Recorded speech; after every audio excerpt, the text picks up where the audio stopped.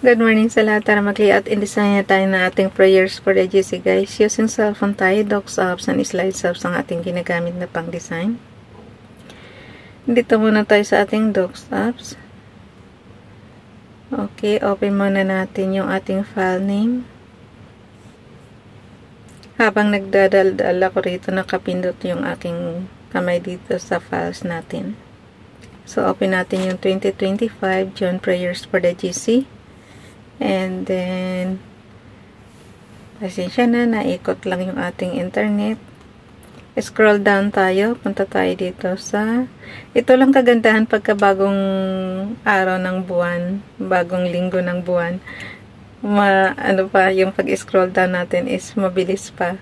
Pero pagka mga kalagitnaan na, katapusan na, yun, ang hirap na talaga mag-scroll down. Pero ito madali.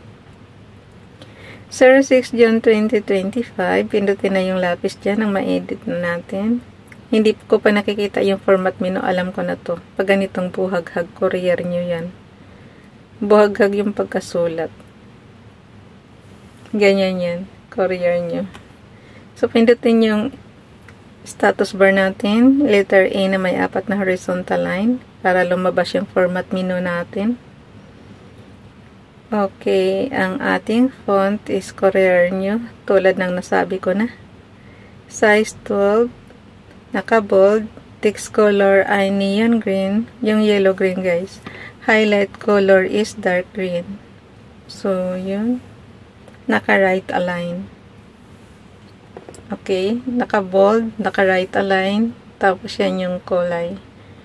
Yung format, courier nyo yung ating font, size 12. Okay. So, skip na natin yan. X na natin yung ating format menu. Okay, basahin ko lang tuloy-tuloy. Sis Elsa, pinalitan ko lang ng date, yung yung ating prayer. Lagi akong late maglagay ng prayer ni Sis Elsa. Okay, 06 June 2025, ang ating prayer is from Family GC. Yung mga gustong sumali sa Family GC guys, paki-contact yung aming founder Harry B. De La Cruz, or yung mga admins, co-founder Muti, admins Roger Pakatang, Aileen Samarin, Aiki Akma, Sarah Golinga, Nanay Elsa Samarica, at ang inyong lingkod, Ralph Lion Pagubublogs.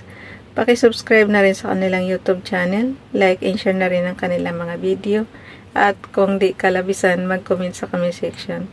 So, ito yung paki-subscribe guys, Nanay Elsa sa Amerika. So, yun. Pinalitan ko lang yung araw ng, ng prayer mo, Sis Elsa. Have a blessed Friday. Thank you, dear God, for blessing us with this brand new day. May the light of your word light us in the way to go. In Jesus' name, Amen. Naantok na naman ako. Pag ganito talagang madaling araw, ipinipilit natin talagang gumising ng maaga para makipag-usap kay Father God, tsaka makapagpasa na rin ang ating prayer. Gawin yung guys, gawin yung everyday yung pag-pray, pag-meditation para masanay kayo.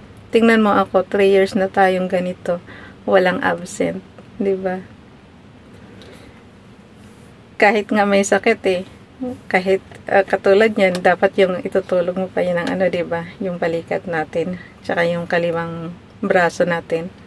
Pero hindi, pinipilit kong gumising kahit na alam yung may sakit sa katawan natin, yung tuhod natin. Pero pinipilit ko para makipag-usap kay Father God. Kasi iba pa rin yung ikaw mismo makipag-usap. Ito kasi template lang ito para gayahin nyo. Kung gusto nyo manguha ng dyan sa Google, tapos nyo, maglagay kayo ng sarili nyong prayer request. Iba pa rin yung kayo mismo makipag-usap, tsaka humingi sa kanya ng good blessings. Diba? Katulad natin, malayo tayo sa pamilya natin. So, tanging panalangin lang ang siyang natin, kasama natin everyday, tsaka siyempre yung ating mga amo na pinaglilingkuran natin, sila na yung pamilya natin talaga. Okay, dito tayo kay Ralph Lion Pag-vlog. Heavenly Father, our hearts are heavy because so many people are sick and hurting. We need a miracle. We need a miracle from you. Please bring this pandemic to an end in the mighty name of Jesus. Amen.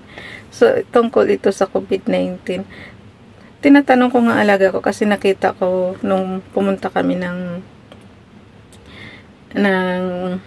Yamcha. Maraming naka-face mask sa MTR. Sabi ko, bakit ganyan sila, pero yung alaga ko rin syempre nag-face mask din. Sabi ko, bakit, kailangan pag mag-face mask, wala ng COVID-19? Sabi niya, meron pa.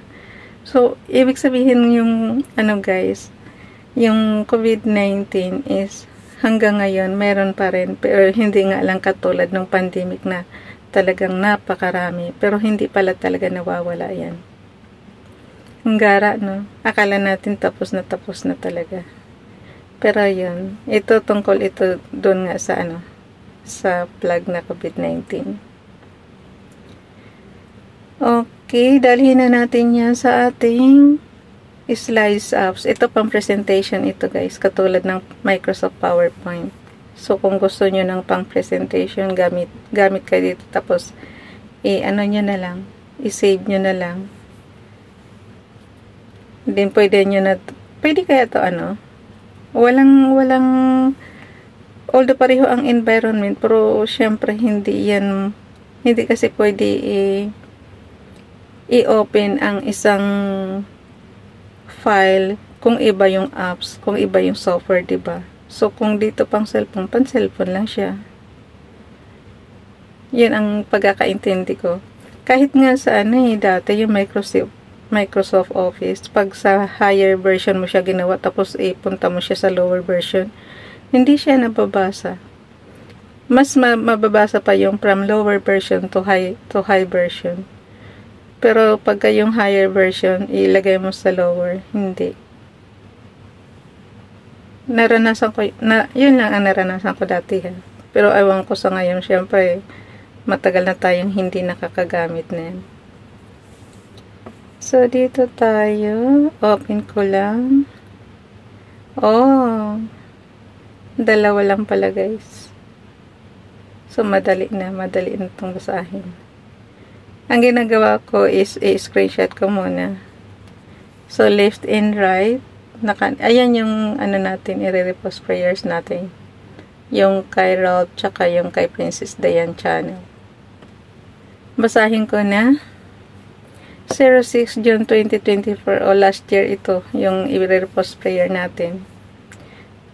Princess Diane channel, search me, O God, and know my heart, try me, and know my thoughts. Psalms chapter 139 verse 23. So, tingnan nyo yung inyong Biblia guys. Dito naman tayo kay Ralph Lion Pag-vlog. Ito yung Hebrews prayer niya. Yung Hebrews Bible galing. Kohelet, Ecclesiastes. Yung Kohelet guys is Ecclesiastes siya sa Biblia. Kohelet Ecclesiastes chapter 2 verse 26. For to the Adam that is pleasing in his sight, Hashem gives chokma. To? Kailangan i-zoom talaga para makita. Kailangan i-zoom nyo talaga para makita. Ayan o, Kohelet Ecclesiastes chapter 2 verse 26. For to the Adam that is pleasing in his sight, Hashem gives chakma, and us and simcha, but to the chote, sinner, Hashem give it trouble, Hashem give it the work of gathering and stirring up, that Hashem may give to him that pleases Ha Elohim. This also is Hebel and chasing after Ruach. So, pag binasa nyo yung Ecclesiastes chapter 2 verse 26, yung mga hindi nyo maintindihan dyan, makikita nyo doon, yun yung interpretasyon niya. Ang dito lang kasing binigyan niya ng is yung chote, sinner, tapos yung Kohelet nga, Ecclesiastes. So, yung mga nag-aaral ng Hebrews, language dyan.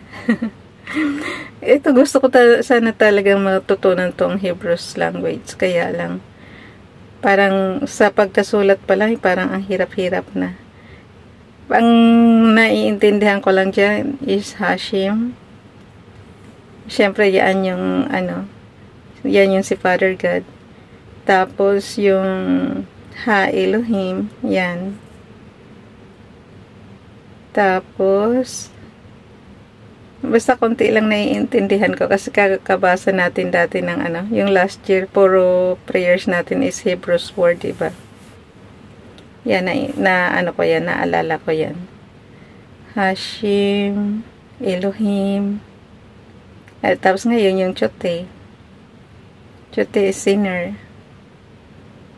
Okay, pagka na guys, ipantay mo na yung left and right para yung ismers ng top and bottom, yun na lang yung ikakrap natin mamaya. Pag left and right kasi pantay na, okay na siya. So, ang pag-screenshot, ito tinuturo ko to kasi nga yung mga hindi magkakilala dyan sa social media, kailangan may resibo tayo na nanonood tayo. So, bukod kasi sa di ba yung iba tinatamad na mag-comment, so, ito yung pinaka-resibo, screenshot. Ipasa lang to sa GC and then, ayun, on and off button and low volume button, yun yung screenshot. Tapos, screen recorder naman, pag maramihan doon sa playlist guys, kailangan screen recorder. So, on and off button and high volume button. Pagsabayin nyo yan ng click para may recording ka. Tapos yun ang ipapasa sa GC. Para madali kayong ma-monetize, pasok kayo sa mga GC. Ganun lang siya kasimple. Ako dati, nung nag-uumpisa pa lang talagang lumalaban tayo ng puyatan. Pero syempre ngayon nagkakaedad na tayo kaya hindi na. Ma-maintain mo lang yung monetize mo, okay lang. Hindi mo kailangang magpagod ng magpagod. Kasi monetize ka na nga, di ba? So okay lang na as long as na-maintain mo yung mo, yung mga video mo.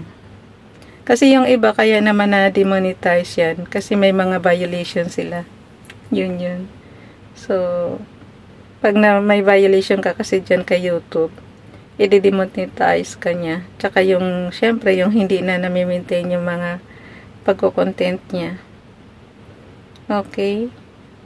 Ang dami ko palang ibubura ng mga graphics. Sobrang dami na. Diba? Bye everyone. God bless.